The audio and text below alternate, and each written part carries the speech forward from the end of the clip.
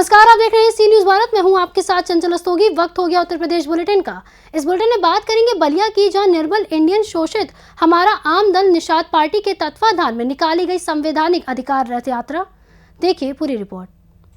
बलिया में निर्बल इंडियन शोषित हमारा आम दल निषाद पार्टी के तत्वावधान में निकली संवैधानिक अधिकार रथ यात्रा 33वें दिन राष्ट्रीय अध्यक्ष निषाद पार्टी एवं कैबिनेट मंत्री डॉक्टर संजय कुमार निषाद के नेतृत्व में बलिया के रेवती नगर पंचायत से संवैधानिक अधिकार रथ यात्रा की शुरुआत की गई। संजय निषाद ने कहा कि यह यात्रा उत्तर प्रदेश की 200 विधानसभा होते हुए दिल्ली में समापन की जाएगी। आज संवैधानिक अधिकार यात्रा आज से शुरू करने जा रही है। इस यात्रा का उद्देश्य क्या है और क्या कहेंगे? देखिए, संविधान में हर एक व्यक्ति को अधिकार दिया गया है और संविधान से देश चलता है। लेकिन संविधान में एक व्यवस्था दी गई है कि जो कमज़ोर घोड़ा हो, मजबूत घोड़ा हो, तो अगर एक ही जगह मजबूत घोड़े और कमज़ोर घोड़े को रखा जाए तो मजबूत वाला कमज़ोर वाले का हिस्सा खा जाएगा। तो संविधान में एक आरक्षण की व्यवस्था दी गई कि लेदरमैन, वाशरमैन, फिशरमैन, जिन्हें अंग्रेज़ों से लड़ने के कारण अंग्रेज़ों ने इन्हें कानून बना के उजाड़ा था, ऐसे लोगों को अनुसूचित मतलब नीचे सूचित मतलब सूचित किया जाएगा कि तुम अंग्रेज़ों मुगलों के द्वारा उजड़े हुए हो। तुम्हें संविधान में व्यवस्था दी गई है कि तुम्हारी बेटा सरकारी पैसे से पढ़ेगा और सरकारी नौकरी करेगा। तुम्हारा मान सम्मान, तुम्हारी बेटी बहुत इज्जत जो है सरकार से सुरक्षित है। वो अनुसूचित जात अधिनियम, ठीक है। लेकिन दिल्ली में अनुसूचित जात 8 अगस्त 1950 को जो संविधान की सूची बनी वो आज भी प्रभावित है। लेकिन उत्तर प्रदेश में कुछ धोखेबाजों ने जो मेजर वोट है लेदरमैन, वाशरमैन, फिशरमैन के साथ, तो मछुआरे थे 18%, उनकी उपजाति को 1991 में ओबीसी की लिस्ट बनी तो उसमें धोखे से डाल दिया। और 7 जून 2015 को मैं रेल आंदोलन किया, सड़क रोका, प्रदेश में बताया कि ये गलत है, जो संविधान की सूची में सूचीबद्ध है। तो उसमें सुप्रीम कोर्ट के कार्ड रखे, no any high power of the state government and high court the matter of the SC/ST। जी चेयरमैन साहब, अभी आपके किस तरह का आज से यात्रा निकल रहा है और इस यात्रा कैसी क्या है?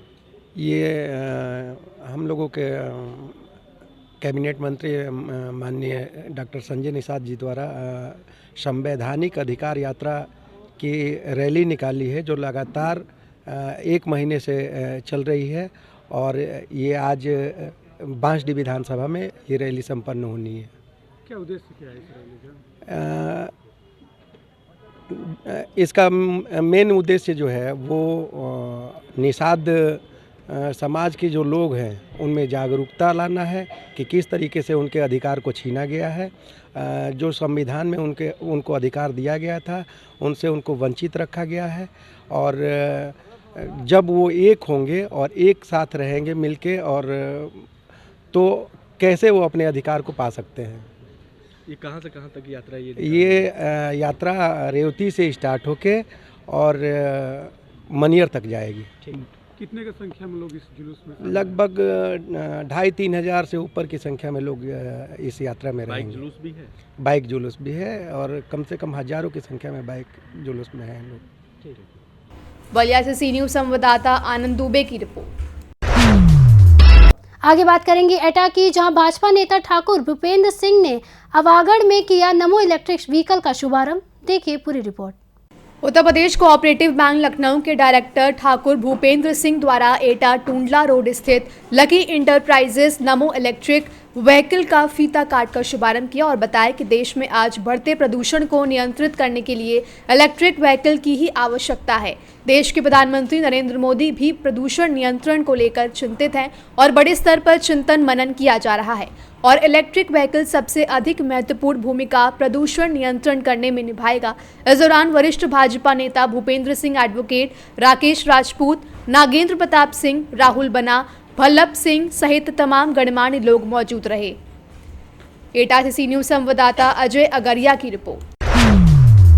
आगे बात करेंगे फर्रुखाबाद की, जहां खून पसीने की कमाई का गबन करने वाली फाइनेंस कंपनी के खिलाफ खाता धारकों ने बुधवार को कलेक्ट्रेट पहुंचकर नगर मजिस्ट्रेट को ज्ञापन दिया है। देखिए पूरी रिपोर्ट। फर्रुखाबाद में खून पसीने की गाड़ी कमाई का करोड़ों रुपए गबन करने वाली फाइनेंस कंपनी के खिलाफ खाता धारकों ने बुधवार को कलेक्ट्रेट पहुंचकर नगर मजिस्ट्रेट को ज्ञापन दिया है, जिसमें कहा है कि भारत सरकार ने विलुप्त हो चुकी फाइनेंस कंपनियों के भुगतान की जिम्मेदारी ली है और कहा था कि भुगतान किश्तों में किया जाएगा। नाम है आपका? मेरा प्रताप सिंह, कहाँ के निवासी हैं? सेंट्रल जेल पर। अच्छा, अभी आप कलेक्टेड आए, किस मामले को लेकर आया है? ये ज्ञापन है कि आज से 1 जनवरी 2025 से हम लोग कृमि कंसन स्टार्ट हो रहा है। ठगी पीड़ित परिवार जो चिटफंड कंपनियां जो भारत सरकार से रजिस्ट्रेशन करा के और हमारे देश के लोगों को आश्वासन देकर लॉब दिखाकर जो पीड़ित कर गए, जो भाग गए पैसा लेकर विदेशों में, तो बर्ड्स एक्ट 2019 में कानून आया है जिसके तहत किसान जो पैसा जमा है उसका 2 से 3 गुना भारत सरकार भुगतान करेगी।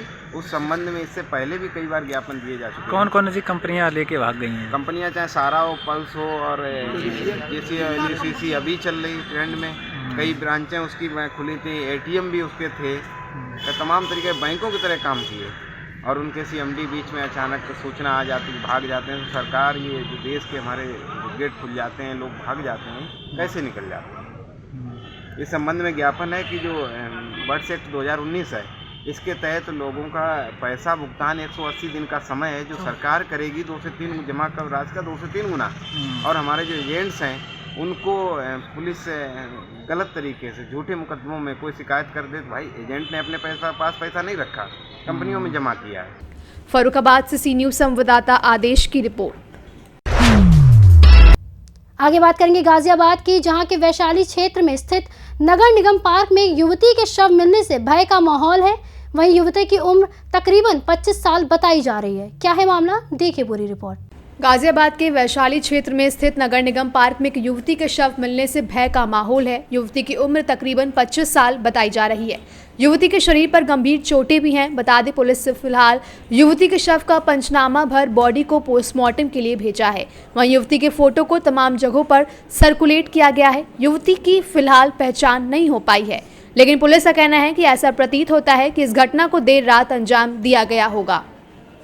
आज दिनांक 1 जनवरी 2025 को सुबह लगभग 8 बजे थाना कौशाम्बी पर डायल 112 के माध्यम से एक सूचना प्राप्त होती है कि थाना कौशाम्बी के चौकी वैशाली अंतर्गत पड़ने वाले मेट्रो स्टेशन से लगे हुए नगर निगम के पार्क में एक युवती का शव पड़ा हुआ है।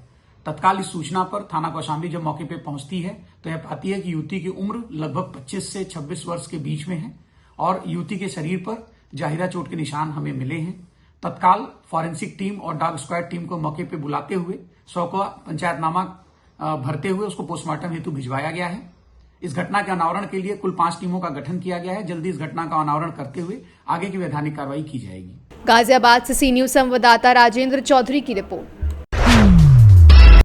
आगे बात करेंगे गाजियाबाद की, जहां GRP पुलिस ने ऐसे 4 शातिर आरोपियों को गिरफ्तार किया है जो कि गाजियाबाद से लेकर दिल्ली में प्रवेश करते हुए ट्रेन के धीरे हो जाने पर सवारी से महंगे मोबाइल, सोने चांदी के आभूषण व उनके बैग छीनकर ट्रेन से कूदकर फरार हो जाया करते थे। देखिए पूरी रिपोर्ट।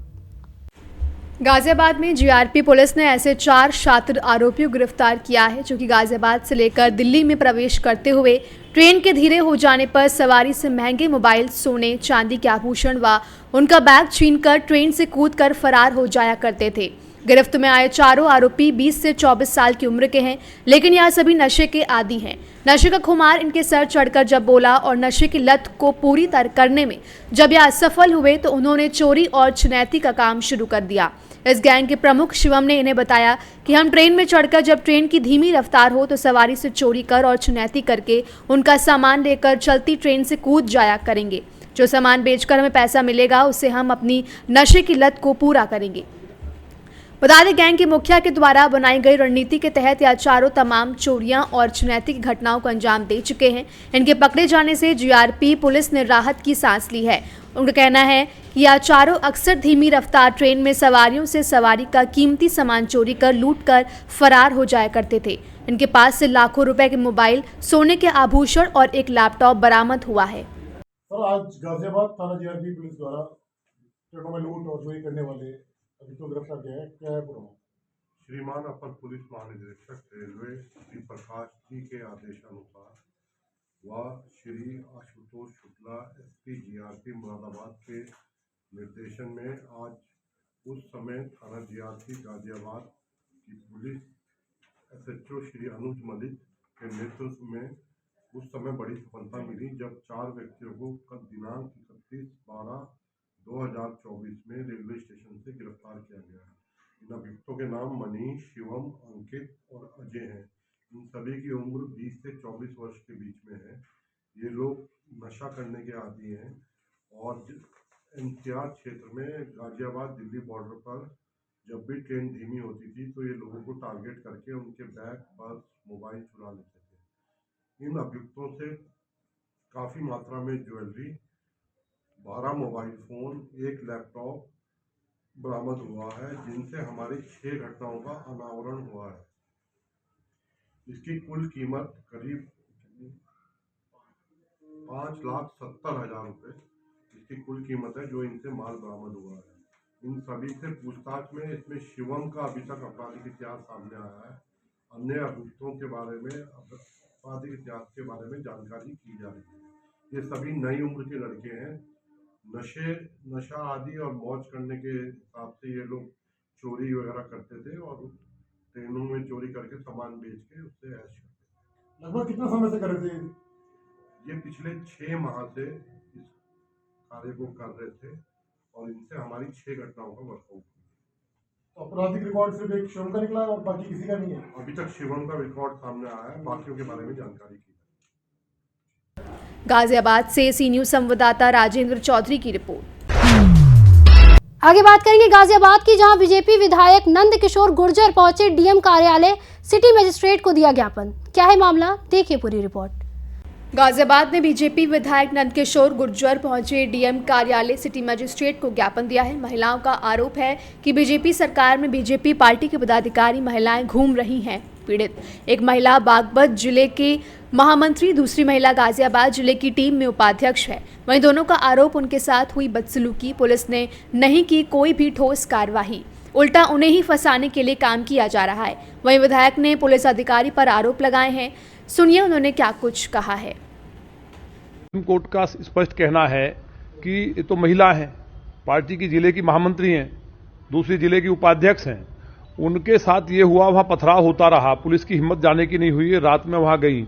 उसके बाद भी वह बैठी रही रात 2-2.5 घंटे और पुलिस का व्यवहार वहां जिस तरह अभद्रता इनसे की गई वो उस पर किसी ने कोई ध्यान नहीं दिया है। केवल यहां गाजियाबाद जिले का हाल क्या हो गया है, हमारा ये बता करके कि सर विधायक जी तो ऐसा कह रहे हैं, वो तो ऐसा करते ही हैं। हम ये बताइए, ये बहन के साथ छेड़ करके 4 मुस्लिम लड़के आगे बढ़े और उसके बाद उसका पति कोई भी स्वाभाविक जाएगा, उसकी ननंद जो मुंबई से आई उसका हाथ नहीं उठ रहा है, वो क्या मैसेज लेके जाएगी प्रदेश का।